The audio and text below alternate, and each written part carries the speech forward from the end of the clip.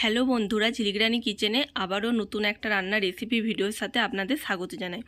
আজকে আমি আবারও আপনাদের জন্য একটা নতুন রান্নার রেসিপি ভিডিও নিয়ে এসেছি। তো দেখুন, আজকে আমি পটল মাছের রেসিপি আপনাদের জন্য বানিয়ে দেখাবো। তার জন্য আমি এখানে পরিমাণ মতো পটল, আলু, পেঁয়াজ, মাছ আর আদা রসুন আর একটা মশলা আমি এখানে পেস্ট করে রেখেছি। তো পটল মাছের ঝোল বানাবো, তো সেই জন্য দেখুন প্রথমেই আমি কড়াইটা ভালো করে গরম করে নিয়ে এখানে সরষের তেল দিয়ে দিয়েছিলাম। তো তেলটা যখন ভালো মতো গরম হয়ে যাবে তখন আমি এখানে মাছ দিয়ে দিলাম। এবার মাছগুলো আমি ভালো করে ভেজে নেব। আপনারা এই রান্নাটা বানানোর জন্য যে কোনো মাছ দিয়েই করতে পারেন আপনাদের পছন্দ মতো। তো দেখুন ভালো করে মাছগুলো আমি দু পিঠটাই ভালো করে ভেজে নেওয়ার পর তুলে নিলাম। এরপর ওই তেলের মধ্যেই আমি দিয়ে দেবো আলু। তো এখানে আমি দুটো আলু নিয়েছি, আপনারা পছন্দ মতো আপনাদের দিতে পারেন। তো আলুটা দিয়ে দেওয়ার পর আমি এখানে পরিমাণ মতো এখানে লবণ দিয়ে দিলাম, দিয়ে আলুটাও কিছুক্ষণ ভালো করে ভেজে নেব। গ্যাসের ফ্লেমটা এই সময় মিডিয়ামে রাখতে হবে। তো লবণটা এই কারণে দিলাম যাতে আলুর মধ্যে লবণটা ঢুকে যায়। তো সেই জন্য লবণটা দিয়ে আমি ভালো করে আলুটা একটু মচমচে হয়ে যাওয়া পর্যন্ত ভালো করে ভেজে নিতে হবে। তো দেখুন আমি ভালো করে ভেজে নিচ্ছি। এরপর ভালো করে আলুটা ভেজে নেওয়ার পর আমি আলুটা তুলে নেব। আর এখানে আমি বলে দিই, পটলটা আমি এখানে পরিমাণটা একটু বেশি নিয়েছি, আপনারা ইচ্ছে মতো দিতে পারেন। তো সেই জন্য আপনারা আর কি আর যেরকম ভাবে পটলটা কাটতে চায় সেরকমভাবেও কাটতে পারেন। তো আমি দেখুন এরকমভাবে গোল গোল করে পটলটা কেটে নিয়েছি। এরপর পটলটা আমি ওই তেলের মধ্যে দিয়ে দেবো, ভালো করে ভেজে নেব। একটু সময় নিয়ে ভালো করে ভেজে নিতে হবে, নইলে পটলের মধ্যে যে একটা কাঁচা গন্ধ থাকে সেটা রয়ে গেলে কিন্তু খুব একটা ভালো লাগবে না। আর যেহেতু আমি একটু ঝোল ঝোল বানাবো রেসিপিটা, সেই জন্য পটলটা আমি ভালো করে ভেজে নেব, যাতে করে পটলটা খুব ভালো মজে যায় আর পটলের মধ্যে যে একটা কাঁচা গন্ধ থাকে সেটা চলে যায়। তো দেখুন এরপর আমি এখানে পরিমাণ মতো হলুদও দিয়ে দিয়েছি, আর গ্যাসের ফ্লেমটা মিডিয়ামে রেখে কমিয়ে রেখে ভালো করে মচমচে করে পটলগুলোকে ভেজে নিতে হবে।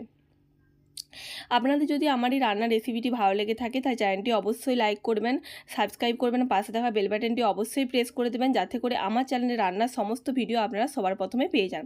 আর আপনাদের গুরুত্বপূর্ণ মতামত আপনারা অবশ্যই কমেন্ট করে জানাবেন যে আমার রান্নার রেসিপিগুলো আপনাদের ভালো লাগছে কিনা।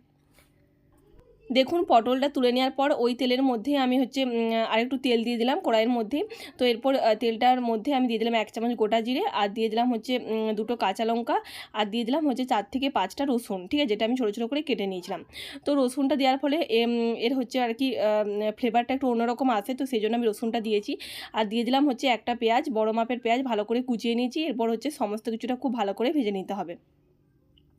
আপনারা যেরকম ঝাল খাবেন সেরকম লঙ্কা দিতে পারেন। তো আমি এখানে কাঁচা লঙ্কা দুটোর মতো ব্যবহার করেছি। আর রসুনটা অবশ্যই দেবে, রসুনটা দিলে এই স্বাদটা এই যে পটল মাছের স্বাদটা একটু অন্যরকম লাগে, তো সেই জন্য রসুনটা আপনারা অবশ্যই দেবেন। এরপর দেখুন পেঁয়াজটা ততক্ষণ ভাজবো ততক্ষণ না পেঁয়াজটা ভালো করে লাল লাল হয়ে এসেছে, আর ততক্ষণ না পেঁয়াজটা খুব ভালো মতো গলে যায়। এরপর দেখুন যখন পেঁয়াজটা দেখবেন যে ভালো করে লাল লালভাবে ভাজা হয়ে গেছে, তখন আমি এখানে আদা আর রসুন দিয়ে দেবো। তো 1 চামচ করে নিয়েছি, আর আদা রসুনটা আমি থেতো করে দিয়েছি। থেতো করে দিলেই আর কি এর স্বাদটা খুব ভালো আসে, তো সেই জন্য আমি থেতো করে নিয়েছি। এরপর পেঁয়াজ আদা রসুনটা খুব ভালো করে আমি ভেজে নেব। গ্যাসের ফ্লেমটা এই সময় অবশ্যই কমিয়ে রাখতে হবে, নইলে তলায় লেগে যেতে পারে। যতক্ষণ না আদা রসুনের কাঁচা গন্ধটা চলে যায় ততক্ষণ খুব ভালো করে ভেজে নিতে হয়। তারপর ভালো করে ভেজে নেওয়ার পর আমি এখানে দিয়ে দিলাম জিরে আর লঙ্কা, যেটা আমি খুব ভালো করে বেটে রেখেছিলাম। তো এখানে আমি 2 চামচের মতো গোটা জিরা ভালো করে বেটে নিয়েছি, আর নিয়েছিলাম 1 চামচ ধনে। তো খুব ভালো করে নেওয়ার পর মশলাটা 1 থেকে 2 মিনিট খুব ভালো করে কষানোর পর এখানে আমি দিয়ে দিলাম 1 চামচ হলুদটা দিয়ে দেওয়ার পরও মশলাটা খুব ভালো করে কষিয়ে নেব যতক্ষণ না মশলা থেকে তেল ছেড়ে দিচ্ছে আর মশলাটা কড়াই থেকে আপনা আপনি উঠে আসছে, ততক্ষণ মশলাটা খুব ভালো করে কষাতে হবে। তো আপনারা দেখতেই পাচ্ছেন মশলাটা থেকে কালারটা অনেকটাই চেঞ্জ হয়ে এসেছে, আর মশলাটা কড়াই থেকে আপনা আপনি উঠে এসেছে, তার মানে বোঝা যাচ্ছে যে মশলাটা খুব ভালো করে কষানো হয়ে গেছে। তো এরপর আমি ভেজে রাখা পটল আলুটা দিয়ে দিলাম। পটল আলুটা দিয়ে দেওয়ার পর খুব ভালো করে মশলার সাথে মিশিয়ে নিতে হবে। আর অবশ্যই এই সময় গ্যাসের ফ্লেমটা কমিয়ে রাখবো, নইলে তলায় লেগে যেতে পারে।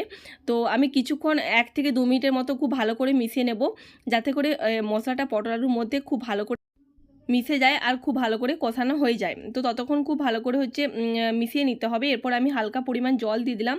জল দিয়ে দেওয়ার পরও খুব ভালো করে আমি কিছুক্ষণ নাড়া দিয়ে দেবো, যাতে সমস্ত কিছুটা খুব ভালো করে আরেকটু কষানো হয়ে যায়। তো মাঝে মাঝে আমাদের সবজি বা মাছ একঘেয়েমি খেতে ইচ্ছে করে না, তখন এরকমভাবে রান্না করলে মুখে স্বাদও অনেকটাই পাল্টে যায় আর খেতেও খুব সুন্দর লাগে। খুব একটা হচ্ছে খারাপ লাগে না। কখনো কখনো সবজির সাথে মাছটাও আমাদের খাওয়া হয়ে যায়। তো এরকমভাবে রান্না করলে সত্যি খুবই সুন্দর লাগে। তো এরপর যখন দেখবেন ভালো করে কষানো হয়ে যাবে, তখন আমি এখানে পরিমাণ মতো জল দিয়ে দেবো আর গ্যাসের ফ্লেমটা বাড়িয়ে রাখবো, যাতে করে ঝোলটা খুব ভালো করে ফুটে আসে। তো এরপর হচ্ছে আমি চাপা দিয়ে দেবো।